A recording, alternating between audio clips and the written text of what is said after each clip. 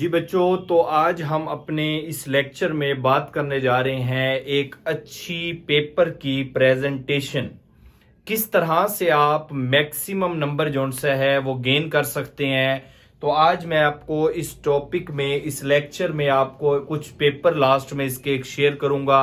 उसमें आपको गाइड करूंगा कि किस तरह से आपकी पेपर की मैनेजमेंट होनी चाहिए, किस तरह से बच्चों आप पेपर को मैनेज करो और किस तरह से आप उसको रिप्रेजेंट करो तो आप मैक्सिमम नंबर ले सकते हैं। बच्चों अगर आप गौर करो तो आप अगर अपने इर्द गिर्द भी देखो तो काफी सारी चीजें आपको इस तरह से मिलती हैं जिनकी प्रेजेंटेशन ही उनका इंट्रोडक्शन होती हैं। जैसे एक अच्छा इंसान चलता हुआ आ रहा हो, एक अच्छी ड्रेसिंग में हो और प्रॉपर उसने मैनेज किया हुआ अपने आप को, तो वो दिखने में आपको एक अच्छा इंसान लगता है। आप किसी मीटिंग में जा रहे हैं, आप शादी के किसी इवेंट पे जा रहे हैं और अगर आपकी प्रेजेंटेशन कोई अच्छी नहीं है, चाहे आप जितने मर्जी अच्छे इंसान हैं, तो बच्चों वहां पे देखने वाले लोग आपको ना तो अच्छे तरीके से जज कर सकेंगे और ना ही वो आपके लेवल को समझ सकेंगे कि आप किसी डॉक्टर हैं, आप इंजीनियर हैं, या आप किसी बड़ी कंपनी के ऑनर हैं, या आप टीचर हैं। तो कोई भी अगर इंसान है जिस भी फील्ड में है, अगर उसकी प्रेजेंटेशन अच्छी नहीं है, अगर उसकी लुकिंग अच्छी नहीं है, तो देखने वाले उसको देख के कुछ ना कुछ आइडिया लगा लेते हैं। इसी तरह जब बोर्ड में आपका पेपर जाता है तो जो पेपर चेक करते हैं वो भी आपके बच्चों प्रेजेंटेशन को देख के कुछ ना कुछ उनको आइडिया हो जाता है कि बच्चा किस टाइप का है, टॉपर बच्चा है, मीडियोकर है, या सिर्फ जान छुड़वा रहा है ये पेपर देके।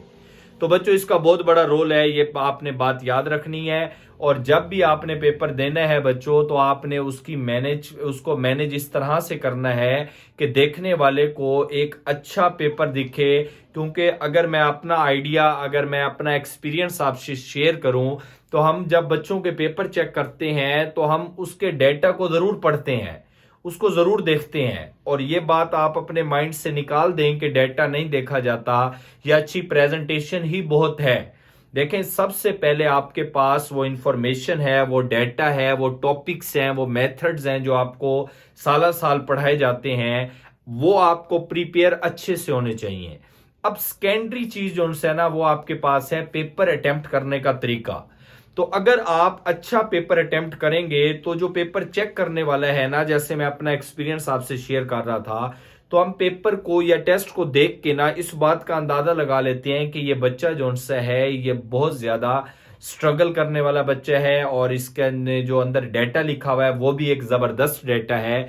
तो अगर उस बच्चे की कोई कमी पेशी होती है, कोई एक दो नंबर कम भी हो रहे होते हैं, या जहां पे 1.5 बनते हैं, तो वहां पे भी सम टाइम जो सा है वो टीचर या एग्जामिनर आपको 2 मार्क्स दे के आपके टोटल कंप्लीट नंबर जो सा है वो आ जाते हैं।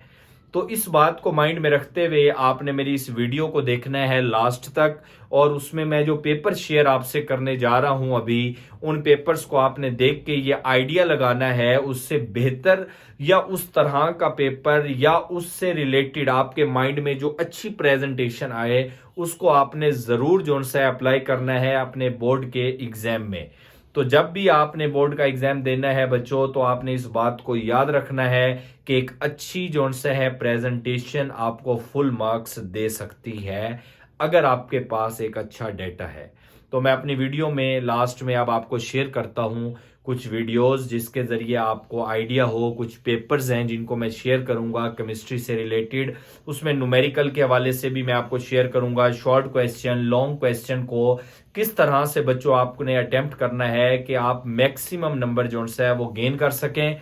तो चलें हम चलते हैं अपनी वीडियो में। और अगर मेरा चैनल सब्सक्राइब नहीं किया केमिस्ट्री लर्न विद बाबर, तो आप इसको लाजमी सब्सक्राइब कर लें ताकि नई आने वाली वीडियो आप तक पहुंच सके। जी बच्चों, तो ये आपके पास एक पेपर है जिसके अंदर आपको डिफरेंस सबसे पहले दिया हुआ है। तो इस तरह से आप डिफरेंस को राइट करें।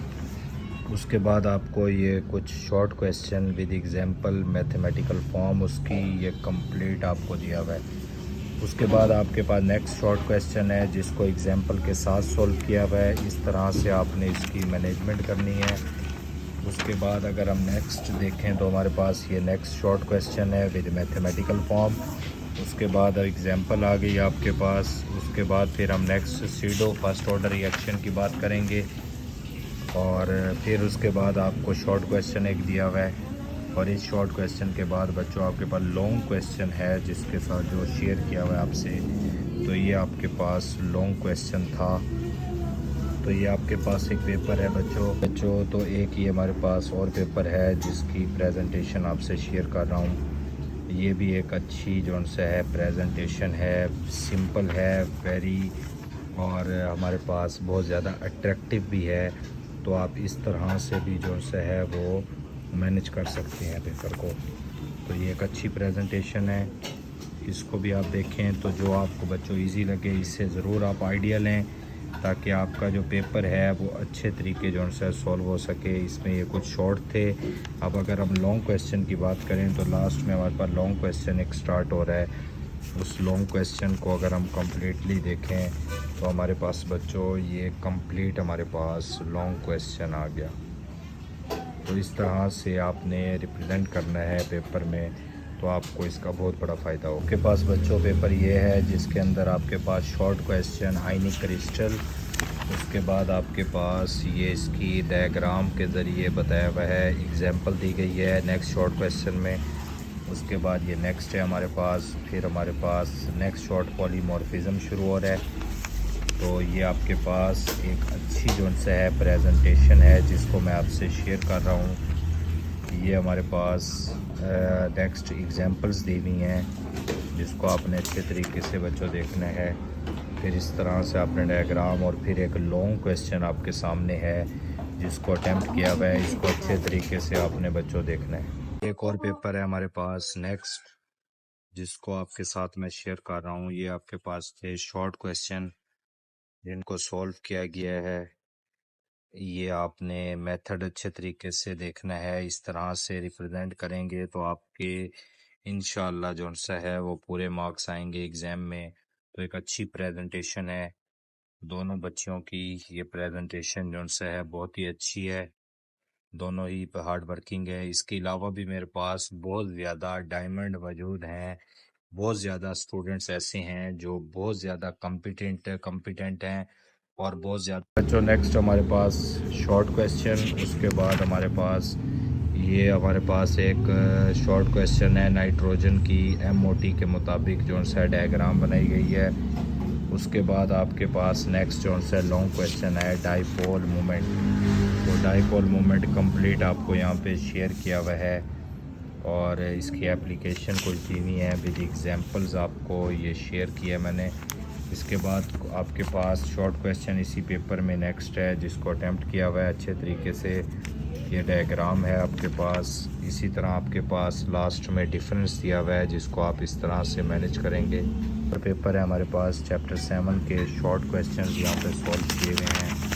इसी तरह आपके पास बच्चों ये मेथड, इस तरह से आपने मैथमेटिकल फॉर्म, एग्जांपल्स, इन तमाम चीज़ों को जो सा है वो कवर करना है। उसके बाद लॉन्ग क्वेश्चन आपके पास आ रहा है एक, तो ये लॉन्ग क्वेश्चन भी आपने अच्छे तरीके से इस तरह से। नेक्स्ट हमारे पास एक और पेपर है जिसको हमने शेयर किया आपके साथ। तो ये आपके पास बच्चों चैप्टर 2 का एक टेस्ट है जिसमें आपने ये आपको शॉर्ट क्वेश्चन जो सा है इसको सॉल्व किया गया है। तो ये एक अच्छी प्रेजेंटेशन को आपने देखते हुए इसको सॉल्व करना है। नेक्स्ट कुछ शॉर्ट क्वेश्चन इस चैप्टर में चैप्टर 10 के हैं इलेक्ट्रोकेमिस्ट्री। उसके बाद आपके पास एक ये बैलेंसिंग इक्वेशन है जिसके जो आपके साथ मैं शेयर कर रहा हूँ कि किस तरह से आपने बैलेंसिंग इक्वेशन को लिखना है।